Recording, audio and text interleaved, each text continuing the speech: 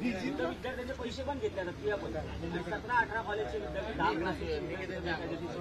त्याच्यावरती साहेब गुन्हा दाखल झाला पाहिजे. या बाबतीतलं 11 मेला पत्र दिलेलं आहे आम्ही आज जूनला तुम्हाला दिलेले, पोलीस आयुक्त कार्यालयात दिलेले, हे बघा पोलीस आयुक्त कार्यालय बोर्डाला दिलेले आणि यांना पण दिलेले, यांना पण इथं पण दिलेले. आता त्याच्यानंतर तुम्ही बघा हे काय गोष्ट याच्यावरती कारवाई करा, एवढंच फक्त म्हणणं.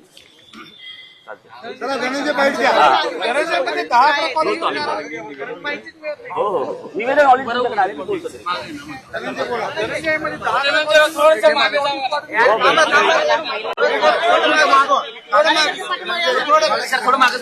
मागा या मग रिलॅक्स हे आपले कुठे आपला कॅमेरा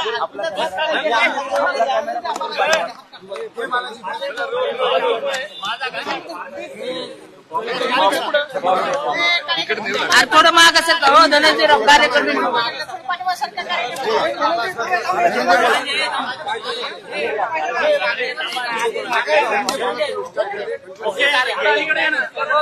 सेंटरला धनंजयराव अलीकडे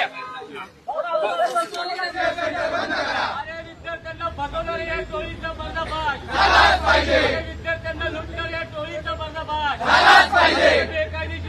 विद्यार्थी सेना सन्माननीय अमित साहेब ठाकरे यांच्या मार्गदर्शनात कायम पुणे शहरात या विद्येच्या माहेर घरात जे शैक्षणिक भ्रष्टाचार आहे, जो विद्यार्थ्यांना लुटणाऱ्या ज्या गोष्टी होतात त्यांचा पर्दाफाश करत आली आहे. आज पुन्हा एकदा मानवी सेनी अशाच प्रकारे एक पर्दाफाश केलाय. एज्युकेशन करिअर फाउंडेशन ECF या नावाने चालू असलेले एक बेकायदेशीर स्टडी सेंटर हे स्वारगेट या ठिकाणी चालू होतं. गेले अनेक वर्षांपासून पुणे शहरात हे स्टडी सेंटर चालू आहे.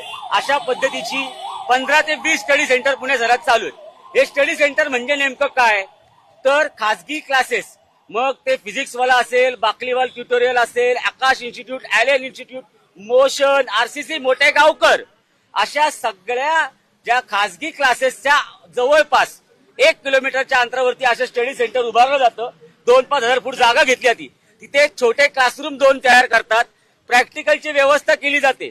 त्या ठिकाणी 17-18 इंटिग्रेटेड कॉलेजेसचे, 20 इंटिग्रेटेडच्या कॉलेजेसचे, आज या ठिकाणी 20 इंटिग्रेटेड कॉलेजेसचे विद्यार्थी 2 वर्ष कॉलेजला जात नाहीत. या स्टडी सेंटरमध्ये येतात. इथे आठवड्यातून एकदा त्यांचे प्रॅक्टिकल करतात. इथंच त्यांचं सगळं जे काय असेल ते शिक्षण होतं. इंटरनल असेसमेंट पण इथेच होती. त्यांचे फायनल 11वीचे पेपर पण इथेच सिलेक्ट केले जातात. फक्त हॉल तिकीट आणायला दुसऱ्या वर्षी 12वी ती मुलं तिथे कॉलेजला जातात. तोपर्यंत कॉलेजची नावं माहित नसते. आज 11वीचे ऍडमिशन चालू आहेत. आज आम्ही तुम्हाला मगाशी दाखवलं, इथे मुलांचे डॉक्युमेंट घेतले जात आहेत. या पद्धतीनं कुठलं कॉलेज आहे हे? गिरमे कॉलेज, हे वानवडीचं. त्याचे फॉर्म इथे कसे वाटतात? या कॉलेजचा या मालकाशी संबंध काय? आणि जर कॉलेजच्या बाहेर फॉर्म वाटायला परवानगी आहे का? या ठिकाणी प्रत्येक स्टडी सेंटरला 2 ते 2.5 हजार विद्यार्थी असतात. हे ना कॉलेज आहे ना हा क्लास आहे. मग हे आहे काय? हे कुठली आस्थापन आहे? उद्या तुम्ही आम्ही आमच्या घरामध्ये अशा पद्धतीने चालू करू शकतो का? अशा पद्धतीने क्लासेस चालू करू शकतो का? हे चालू करण्याचं कारण म्हणजे हे एजंटांनी चालू केलेलं आहे. ज्यांना विद्यार्थ्यांच्या फीचे पैसे, विद्यार्थ्यांकडनं जर 30,000 फी घेतली तर 10,000 क्लासचे एजंट घेतात. 10,000 हे एजंट घेतात जे चालवतात ते, आणि उरलेले पैसे कॉलेजला मिळतात. अशा पद्धतीनं विद्यार्थ्यांना फसवलं जातं. पण उद्या जर विद्यार्थ्यांची अटेंडन्स जर याची खातरजमा केली तर हा सगळा विद्यार्थ्यांना परीक्षेला बसता येणार नाही. विद्यार्थ्यांच्या भविष्याशी खेळून आर्थिक भ्रष्टाचार, आज या ठिकाणी 2,000 ते 2,500 विद्यार्थी शिकतात. आज आम्ही याची तक्रार दिनांक 11 मेला शिक्षण उपसंचालकांकडे केली. आज शिक्षण उपसंचालक कार्यालयातील 2-3 शिक्षण अधिकारी आज या ठिकाणी तपास करतायत. त्यांना आज आम्ही पाठवल्यानंतर आज आम्ही या ठिकाणी आलोय. आम्ही कायम दक्षतेची भूमिका घेऊन प्रत्येक गोष्टीवरती प्रकाश करून व्यवस्थेला आमची 100% शिक्षण विभागातल्या अधिकाऱ्यांना दर महिन्याचं प्रत्येक स्टुडंट वाईज पाकिट आहे. हे सेक्सस इतकं घाणेरडं कट प्रॅक्टिस चालू आहे या शिक्षण क्षेत्रामध्ये. स्टुडंट पाठवायच्या बदल्यात क्लासवाल्याला पैसे, स्टुडंट पाठवल्यानंतर कॉलेजला पैसे, कॉलेजकडून मधल्या एजंटला पैसे, आणि हे सगळी सिस्टीम कानाडोळा करावं यांच्याकडे, या सिस्टीमकडे कानाडोळा करावा म्हणून या शिक्षण विभागातल्या अधिकाऱ्यांना पैसे. आम्ही 52 कॉलेजची यादी ही 1 महिन्यापूर्वीच या इंटिग्रेटेड कॉलेज आणि हे 10 स्टडी सेंटर, याचा मालक आहे हर्षद गेल्डा आणि त्यांच्या पत्नी एज्युकेशन करिअर फाउंडेशन तुम्ही गुगल केल्यानंतर तुम्हाला कळेल, ते त्याच्यावरती त्यांचं दिसतं. मिनिस्टर ऑफ कॉर्पोरेट अफेअर्स मध्ये त्यांची तिथं ठिकाणी नोंद आहे.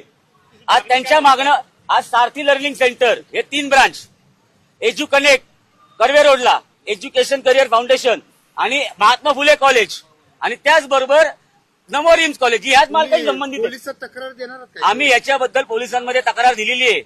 पोलिसांनी याची तपासणी करावी, प्रत्येक ऍडमिशनची तपासणी करावी, कुठेही कॉलेजचे फॉर्म कसे भरून. तर पुण्यामध्ये आता ईसीएफ स्टडी सेंटरच्या विरोधात मनसेनं आक्रमक भूमिका घेतली आहे. स्टडी सेंटरमधील बेकायदेशीर कामांच्या विरोधात हे आंदोलन जात होतं. यावेळेस आता पोलिसांना देखील निवेदन देण्यात आलेलं आहे. ईसीएफ सेंटर बंद करण्याची मनसेनं मागणी केलेली आहे. तर पुण्यामधील ही आंदोलनाची दृश्य आपण पाहत होतो. पुण्यामध्ये ईसीएफ स्टडी सेंटरच्या विरोधात मनसेनं आक्रमक भूमिका घेतलेली आहे. स्टडी सेंटरमधील बेकायदेशीर प्रकारांच्या विरोधात हे आंदोलन मनसेच्या माध्यमातून करण्यात येत होतं.